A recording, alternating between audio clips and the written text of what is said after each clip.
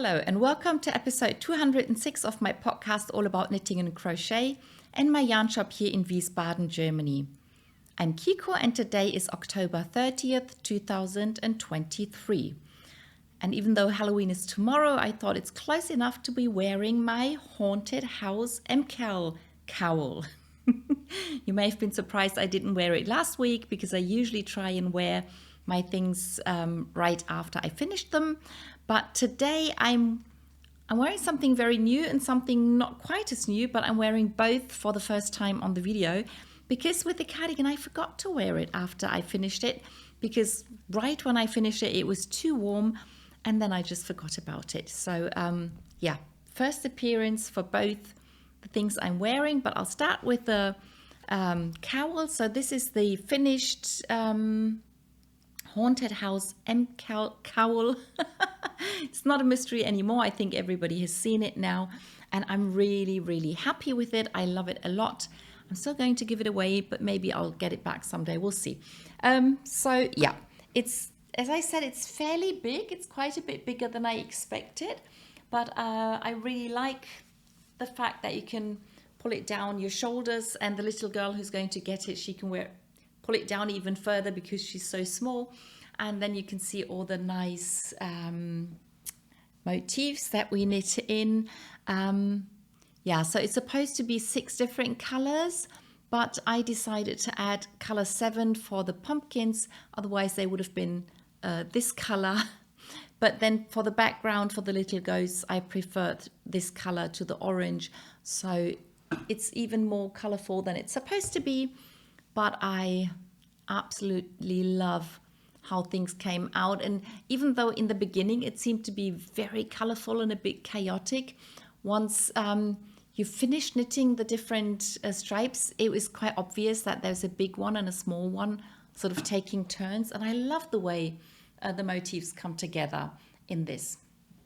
And one of the reasons I wanted to wear those two things together is that the green and the yellow in the cowl are the exact same colors. They're leftover yarn from this cardigan. So I really like the way it comes together.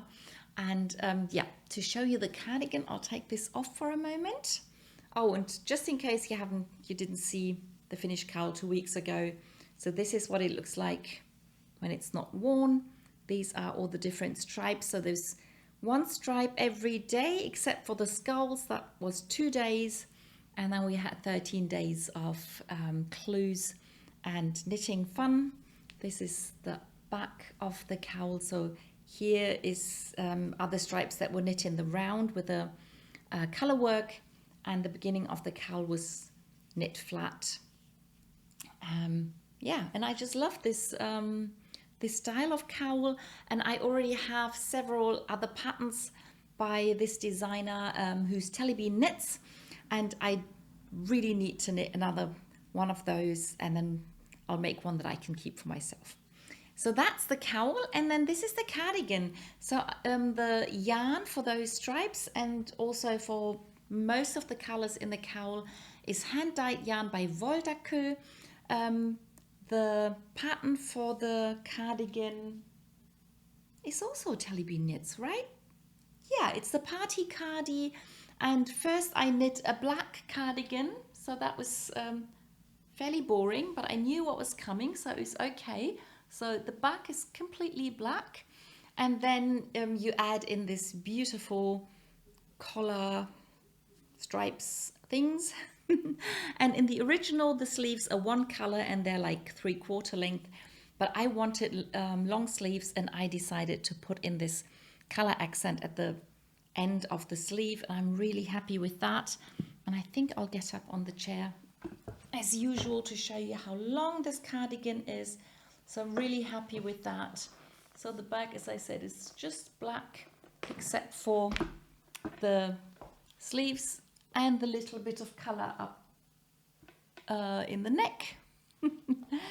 Yeah, so finally I'm wearing this cardigan on the podcast, and as I said, the green and the yellow are not only the same color, they're the exact same yarns. And I can pull it over my shoulders the way I was wearing it first, but it's also very comfortable to just have it in my neck like this. And if I scrunch it up a bit more, then you can put on a jacket on top or something. So yeah, really very happy with this Halloween knit-along, mystery knit-along. It was a lot of fun. So yeah, that's what I'm wearing today. Then on to finished objects. I only have one finished object, and it's at the same time my new project for this week. So it's a new cast on that I finished the next day, and it's my little bean. So this is another Sproutz. He's from the Sproutz family, like those two over there. So Sarah Shira designed 3 different patterns for little toys that she uses to teach knitting toys and finishing toys and how to place the eyes and how to embroider the mouth and things like that. And she decided to release the patterns in, I think, 2 weeks intervals. I'm not quite sure. So that was the first one. This is the second one. And the third one is going to be Droplet. And I think that pattern should be out anytime now. Maybe today, maybe tomorrow, something like that, I think. But anyway, so this is Little Bean. I used the same yarn that I used for the little one and the lower part of the big one of the seedlings. So this is the Soft Merino by Wollerödel, a leftover yarn that I have from, I don't even remember which project, but it was quite nice to use up some of the leftover yarn. And as you can see, he's knit sideways. And I knit, so this is where I started. I did the increases the way I was supposed to do them. And then I didn't properly read the pattern for the decreases. So the first couple of decreases I did the wrong way. And then I realized what I should have done. So the last few decreases are the correct decreases. But this is a toy. I decided it doesn't matter. Whoever gets to play with him or looks at him won't mind. And I use the same eyes that I use for the big seedling. And yeah, it's a fairly quick knit. It's a really well written pattern. With these, I try to do it close to the way the pattern tells us to do it. But you can run wild, you can do your own thing, you can improvise. I think I put it a bit too far back from the way it's supposed to be. But again, it's a toy. It doesn't matter. It doesn't have to be perfect. And I'm really happy with it. So my new cast on and my finished project for today. Okay, then on to things on the needle that I'm still working on. And as usual, I start with the socks. And I think the sock part of my videos is a bit like, is it Groundhog Day? That movie where he lives through the same day for, I don't know, 1,000,000 times or something. But it seems I've been knitting the same 3 socks, and I will be knitting the same 3 socks for some time to come. So the first sock, as usual, are the Instant Crush socks for my sister. I added the last pattern repeat for the foot. So I have 3 of those repeats now. I wasn't quite sure how much more to do before I have to knit the heel, because I had the finished sock here in my shop. And I thought I'd just show it to you again, just for fun. So I've knit those 3 pattern repeats, and then I have to knit a little bit here. And I've forgotten which bit I put the heel in, so I'll have to check the pattern to see what happens in this part. And then that will probably help me to find out how much further to knit. And then I'll do the heel. And to be honest, I'm not 100% sure which heel I put in there. But I think that should be okay. Oh no, I'm pretty sure it's the Fish Lips Kiss heel, because I wouldn't have wanted to knit 2 rounds across all the stitches. Yeah, so this should be a Fish Lips Kiss heel. And once I've sorted that out and knit the heel, then I can go to the next chart, to the next bit of pattern, and then it shouldn't take too long to finish this socks. But I've probably been saying that for quite a while, so no promises. But I still enjoy knitting the sock. I hope this is going to be enough. I don't remember if I weighed the yarn before I started the second sock, but we'll see. I'll let you know when I finish with this color, whether or not the one ball was enough. So that's the first sock. Then we have another film reel sock, and I knit one more film, and as promised, this is a rather dark film. It's not a lot happening. It's just a tiny little bit of lighter gray down here. So it could be like a very soft sunrise or something, I don't know. But I also knit the heel. And this is the same sort of bit of color repeat as up here. And of course there weren't any lightning bolts or things happening in the heel because of the short rows. It's just short stretches of dark color on the light background, but it looks interesting, I think. And then the next film that I'm going to knit should have a film sort of like this one. Film reel sock. You've seen it 1,000 times. You'll see it a few more times. Then we have his socks, the very much improvised and changed Squiggly Madness pattern. So the only thing that I have kept in are the contrast color stripes running down the front of the sock. They're not squigglies anymore, they're not moving around, so they're just straight. And I'm only using one contrast color, but that's okay. But I've finished that color stripe, and I'm into just finished the second color stripe. And then, so this is what the yarn looks like. Had a bit of a problem with the yarn that I pulled out of the middle. So yeah, this is what the sock looked like. And so it's a dark stripe and a light stripe and a bit of brown in between. So I think I've just started with the brown. So yeah, not too much happening. I just need to put more work into it, that's all. But I enjoy it. It's easier to knit than the other pair. So that's okay. And it's just something to, yeah, I can carry around with me and I don't have to concentrate a lot. So that's quite nice. So that's for the socks right now. The last pair I'll show you at the end of the video. And the next project that I'm knitting, small project I'm knitting out of sock yarn, are the fingerless mitts that I'm knitting for the pattern battle. With the Opal Abo yarn, the subscription yarn, and that's the one where I'm knitting in the beads.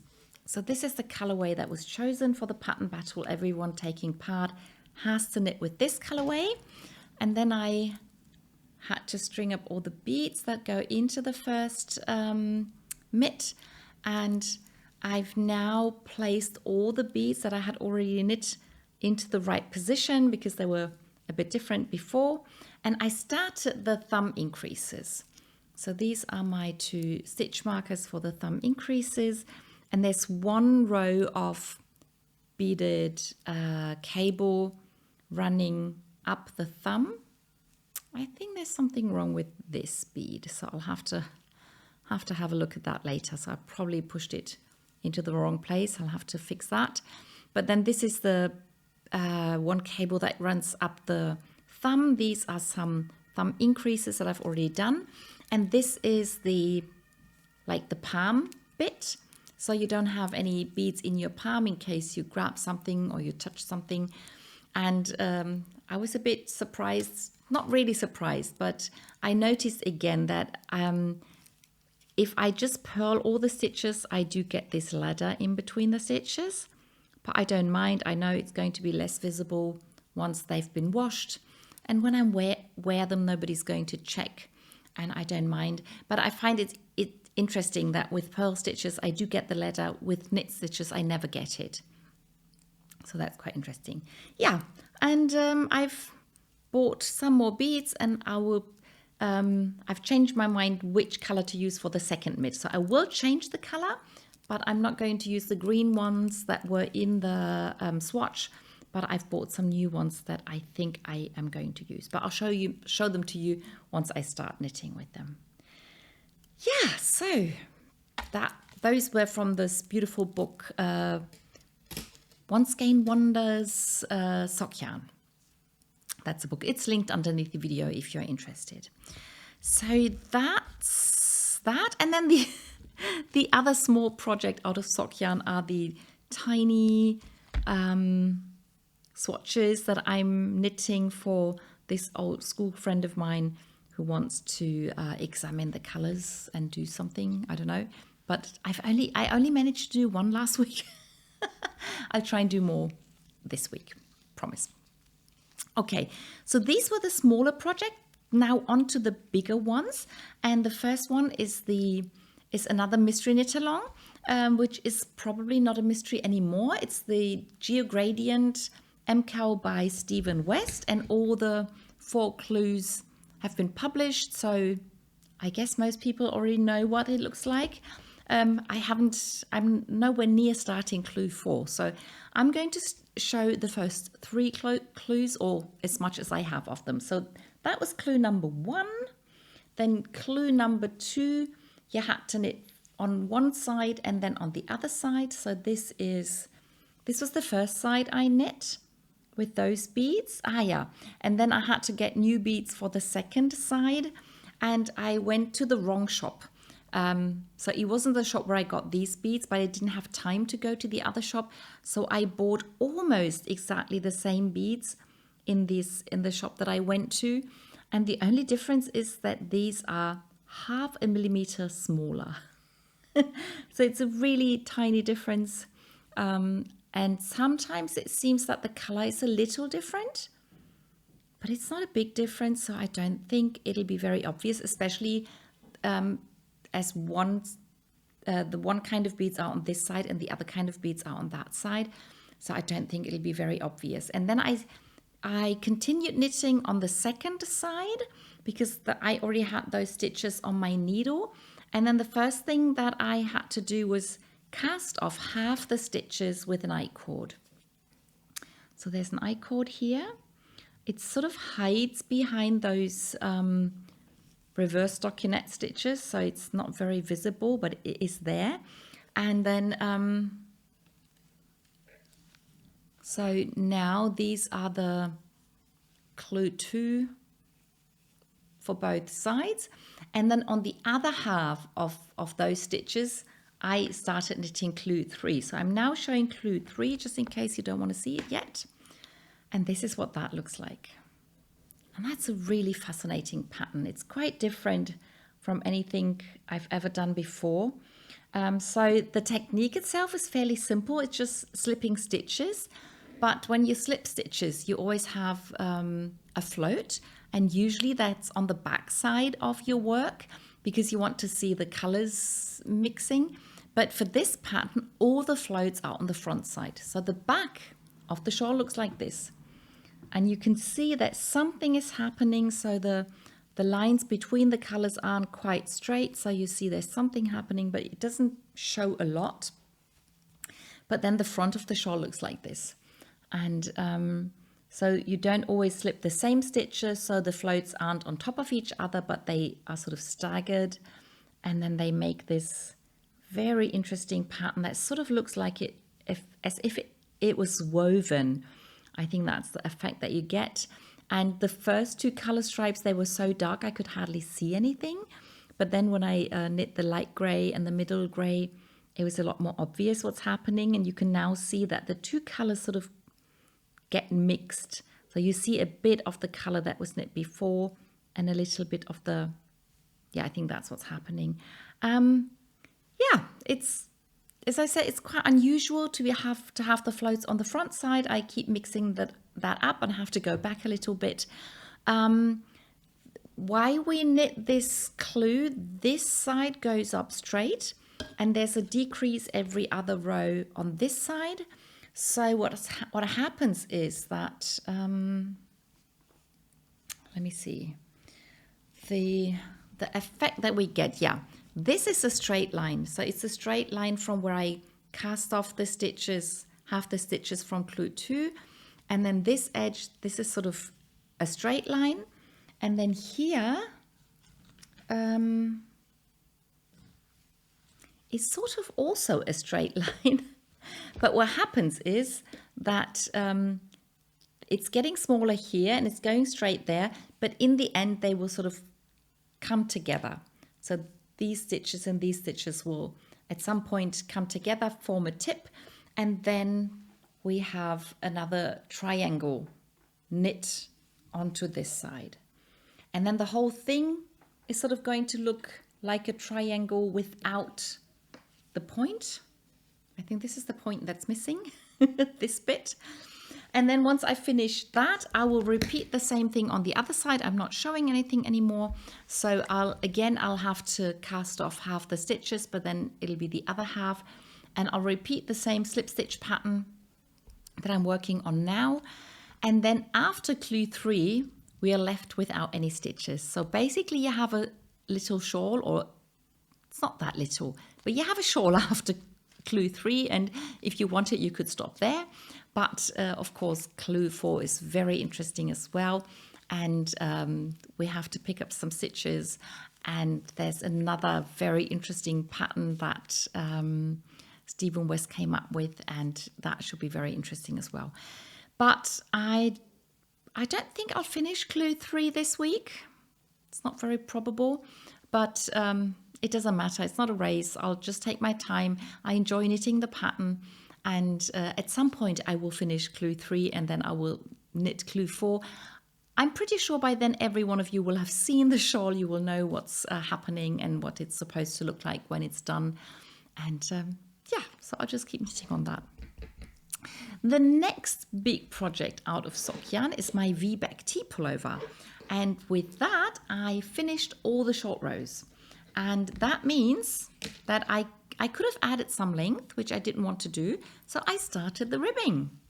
So this is my V-back tee knit out of glitter yarn by sparkly yarn by Opal. This was my first color. This is the second color. And now I'm knitting with the third color. And you can see that I've started the ribbing. And this side actually looks as if the pullover is going to be big enough and long enough. This side still looks fairly small, but it just means that it's a fairly deep V-neck, and this is what it looks like now. So all the short rows, or the short rows with the third color, came up to this point, and then at some point you start knitting in the round again. I could have added a bit of length with this color if I wanted to, but I decided to go straight into the ribbing. And if I were to follow the pattern perfectly, I would knit the same number of rows or rounds that I did with color 1 and 2, and that should determine the length of my ribbing. But I think I will probably knit the ribbing a little longer than that. And I don't care if that color block is a tiny bit longer than those two. There's so much happening with this pullover, I don't think anybody's going to notice. I've no idea how to knit the colors in the sleeves yet, so there'll be more happening there. So I think that's perfectly all right. So this week I'll just be knitting on the ribbing. It's a lot of knitting because the pullover is quite wide. I knew that the pattern was saying something about an A-line, but I had kind of thought it was just a little A-line, but it's quite a bit of an A-line. So I have a lot more stitches on the needle than I usually have for a back and front of a pullover in that weight of yarn. But that's okay, and we'll see what it looks like once it's done. I didn't do any decreases. I could have done that before I started the ribbing, but then I didn't want the pullover to pull in. So I'd rather have it the same width. And then once I've cast it off and once I've washed it at some point, then I'll just see how things fall. And if I don't like it, I can still undo it and then change things. But so far, I think I'll just enjoy having a pullover that's a bit wider and I can wear things underneath if I want to.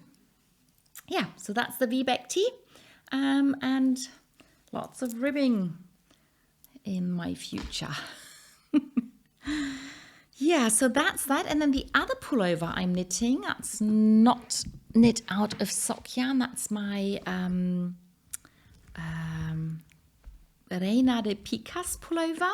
And I'm using this very beautiful silk cotton wool blend by Maya, and I started knitting the third chart that I need to do for the yoke, and this time I remembered to put in a long cable, so I haven't got all the stitches bunched up close to each other, and you can actually see the pattern a lot more. So I've also taken a photograph while trying this on. I will put that up on Ravelry if you want to see what this looks like on me. But now you can really see the nice pattern. If I manage to hold it still for a moment, you could see it. Yeah. Sometimes a third hand would be quite handy. Anyway, so this is the pattern. I was just saying to my sister earlier today that I don't always enjoy the knitting itself with this yarn and the pattern, but I love what I'm getting. So I love the way this looks. I love the way it feels. So light and soft. And I'm pretty sure I'll love wearing this once it's done. And yeah, so I'll just work through the knitting. And it's not that bad really. It's just, it takes a lot of concentration. It's a fairly fine yarn. So it just takes a little longer than I'm used to. But that's okay. Really looking forward to finishing the pattern bit, even though there'll be lots of stockinette to do afterwards. Yeah, then we come to the crochet projects. I didn't do a lot on both of them, but I did a little, so enough to just quickly hold them up and show you. So yeah, let me see. So I added a few rows. I don't even know how many rows I added to this, but I keep telling you that the pieces you crochet over, they keep changing. So, oh, I didn't put a stitch marker in here, so I have to be careful not to lose this stitch. So, yeah, I've just started a new corner here. So there'll be another corner there. And I've stopped crocheting. So I did slip stitches over this bit, so this won't get crocheted over. So it'll be those stitches for a while, and then I do some increases, and then again I'll stop crocheting over some of the stitches. It's quite a fun construction, and I really enjoy the hand dye yarn, and yeah, so I'll just add a few rows every now and then. The other project is going to be my pullover crocheted out of different squares by Shelly Husband, and I finally finished crocheting the first square. So I had those. I think that was the last bit that I crocheted from pattern. Then I added a row of double crochets or trebles, and then I decided to repeat those 3 rounds, and I've done that now. And I did that in order to get the size that I think will be nice and comfortable for me to be the back or the front of a summer pullover. And I'm really happy with this now. And I've wanted to start the next square, but didn't get around to doing that. I hope to do that this week. And I've decided to crochet another square out of the book Granny Square Patchwork. I'll crochet another square in this size, but with a different pattern. So I'll show that pattern to you as soon as I've started crocheting it. And I've also already decided that for the sleeves, I want to do smaller squares so that I can have like 1 square in the front and 1 in the back, or maybe 2 if I want longer sleeves in the front and in the back. And then with the other square that I've decided to crochet, there's also a smaller version of the same pattern. So I'm thinking of doing those smaller versions for the sleeves on the same side as the big square. And then for this side, I will have to pick maybe 1 other or 2 other patterns for the sleeves for this side. So there'll be quite a bit going on, but it's all in the same color, so it shouldn't be too confusing, and but it should be fun to make. Looking forward to that. Yeah, so that was the crochet department. Then the knit along, we're still knitting banana socks. If you are joining in, I would like that very much. You can share your photos on the Ravelry group. But if you're knitting other socks or no socks, that's fine as well. I only added a few rounds, so I shouldn't really be showing this. I think I did like 5 rounds last week. Not a lot. I'll try and do more this week. No promises though. I have so many socks on the go that it's sometimes difficult to pick them all up. But just wanted to quickly show them and remind you that we're doing banana socks as a knit along if you want to join in. And that was everything I knit and crocheted last week. And I hope you enjoyed the video, and I'll see you in the next one. Bye!